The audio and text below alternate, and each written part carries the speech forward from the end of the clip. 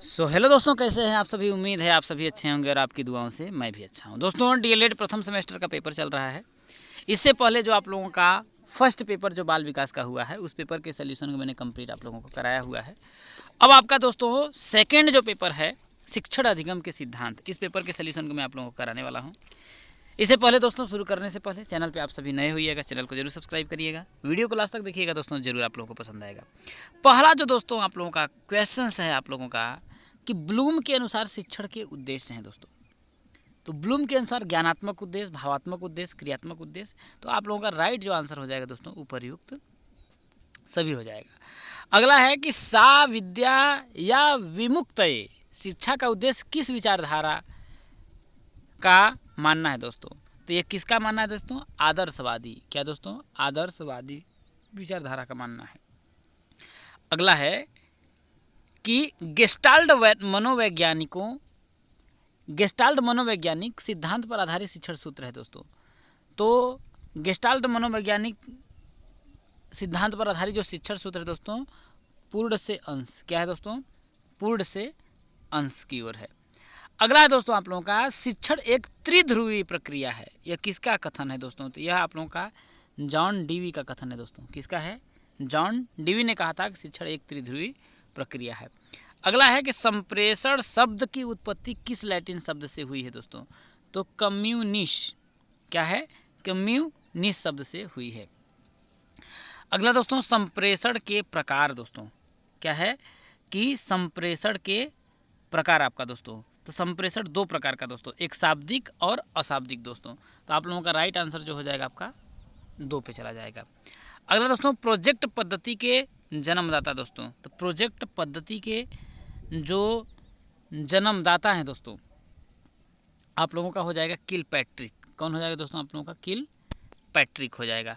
अगला है दोस्तों आप लोगों का निम्न में से शिक्षण का सामान्य सिद्धांत नहीं है दोस्तों। तो इसका जो आप लोगों का राइट आंसर हो जाना चाहिए दोस्तों,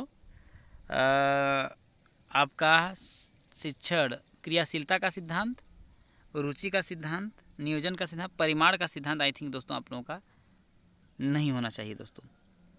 कमेंट करके आप जरूर बताइएगा कि कौन सा आपका होगा। अगला दोस्तों कल्पना एवं तर्क शक्ति का विकास किस शिक्षण प्रविधि के माध्यम से करते हैं दोस्तों? तो ये आप लोगों का प्रश्नोत्तरी। कौन सा दोस्तों? आप लोगों का प्रश्नोत्तरी शिक्षण विधि के द्वारा। अगला है सुकराती प्रविधि किसे कहते हैं दोस्तों? तो प्रश्नोत्तरी प्रविधि को ही सुकराती प्रविधि कहा जाता है दोस्तों। तो आप लोगों का राइट आंसर कौन सा हो जाएगा? आपका तीसरा हो जाएगा। अगला आपका क्वेश्चन है कि शिक्षक केंद्रित शिक्षण में शिक्षा का केंद्र बिंदु होता है।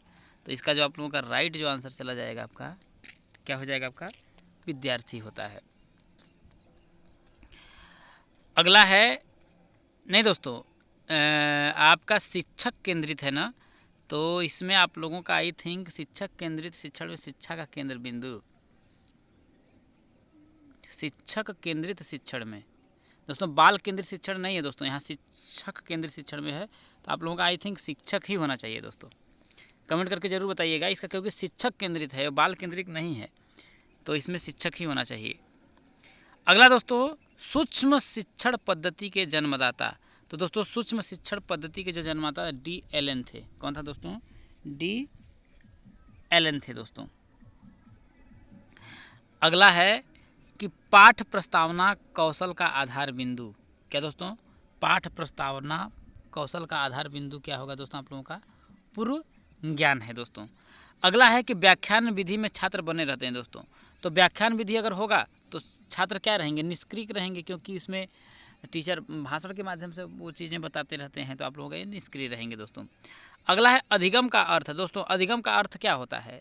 ये अधिगम एक निरंतर चलने वाली प्रक्रिया है। तो व्यक्ति कुछ न कुछ सीखता ही रहता है, तो सीखेगा भी, लक्ष्य की भी प्राप्ति करेगा और व्यवहार भी करना सीखेगा। तो आई थिंक इसका आप लोगों का क्या हो जाएगा? आपका राइट आंसर उपरोक्त सभी हो जाएगा दोस्तों। अगला है कि संप्रेषण की एक परिभाषा लिखिए दोस्तों। तो आप सीधे बोल सकते हैं दोस्तों कि संप्रेषण क्या है दोस्तों? दो व्यक्तियों के बीच क्या है? सूचनाओं का आदान प्रदान, वार्तालाप। तो ये आप इसके माध्यम अपने तरीके के लिख सकते हैं। संप्रेषण के प्रमुख घटक कौन कौन से हैं दोस्तों? आपका प्रेषक हो जाएगा, संदेश हो जाएगा, माध्यम, प्रतिपुष्टि, प्रापक और प्रतिक्रिया आप लोगों का हो जाएगा। शिक्षण में अभिप्रेरणा के सिद्धांतों का क्या अभिप्राय है दोस्तों? तो बोल सकते हैं दोस्तों कि अभिप्रेरणा के सिद्धांतों का क्या अभिप्राय है दोस्तों। तो मनुष्य का जो व्यवहार होता है दोस्तों, उसकी मूल प्रवृत्तियों पर क्या होता है आप लोगों का आधारित होता है दोस्तों। क्या होता है कि मनुष्य का जो व्यवहार होता है उसकी मूल प्रवृत्तियों पर आधारित होता है। इस मूल प्रवृत्तियों के पीछे जो छिपे संवेग होते हैं दोस्तों, को किसी कार्य को करने के लिए क्या करते हैं, प्रेरित करते हैं दोस्तों। तो ये अभिप्रेरणा के सिद्धांतों में ही पूछा है। तो मैकडूगल ने 14 मूल प्रवृत्तियों के बारे में आप लोगों को बताया है। अगला, शिक्षण के किन्हीं 2 शिक्षण सूत्रों को लिखिए दोस्तों।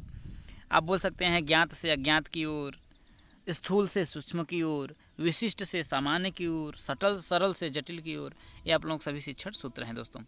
प्रशिक्षण से क्या अभिप्राय है, क्या दोस्तों, प्रशिक्षण से आपका क्या अभिप्राय है, आपका प्रश्न पूछा है दोस्तों। तो हम बोल सकते हैं दोस्तों, प्रशिक्षण का जो अर्थ है अपने आप को या किसी दूसरे को ऐसी शिक्षा देना। प्रशिक्षण के बारे में आप बोल सकते हैं कि अपने आप को या किसी दूसरे को ऐसी शिक्षा देना या उसके अंदर कौशल विकसित करना जिससे किसी विशेष कार्य में वो क्या करे, उसके अंदर प्रवीणता आ जाए। तो आप लोगों का हो जाएगा दोस्तों। अगला है पुनर्बलन कितने प्रकार का होता है दोस्तों। तो 2 प्रकार का होता है, एक धनात्मक पुनर्बलन और दूसरा ऋणात्मक पुनर्बलन। अगला है दोस्तों अपेक्षित अधिगम शब्द का शाब्दिक अर्थ बताइए दोस्तों। तो आप बोल सकते हैं दोस्तों कि अपेक्षित जो अधिगम होता है दोस्तों, वो अधिगम केवल मात्र से उत्पन्न नहीं होता है दोस्तों। इसमें उन मूलभूत पहलुओं को सावधानीपूर्वक, मतलब उन मूलभूत पहलुओं का सावधानीपूर्वक मूल्यांकन किया गया जाता है जिससे दोस्तों हासिल किया जाना चाहिए। तो ये आप बोल सकते हैं दोस्तों। बाल केंद्रित शिक्षण की कोई 2 विशेषताएं लिखिए दोस्तों। तो बाल केंद्रित शिक्षण की कोई 2 विशेषताएं दोस्तों, आप बोल सकते हैं दोस्तों कि यह बच्चों के दोस्तों प्रदर्शन आधारित लक्ष्यों के बजाय पूर्णता पर ध्यान के लिए प्रोत्साहित करेगा।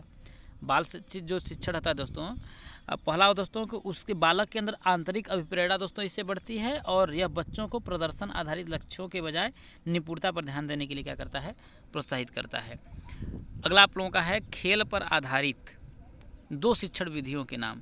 तो खेल पर आधारित दोस्तों, एक तो पहली आप लोगों का खेल विधि हो जाएगी, एक आप लोगों का खेल विधि हो गई जिसे हेनरी कोल्डवेल कुक ने किया था। इसके किंडर गार्डन हो जाएगा, पियाजे हो जाएगा, पेस्टोलॉजी आप लोग कई हो जाएंगी दोस्तों खेल विधि।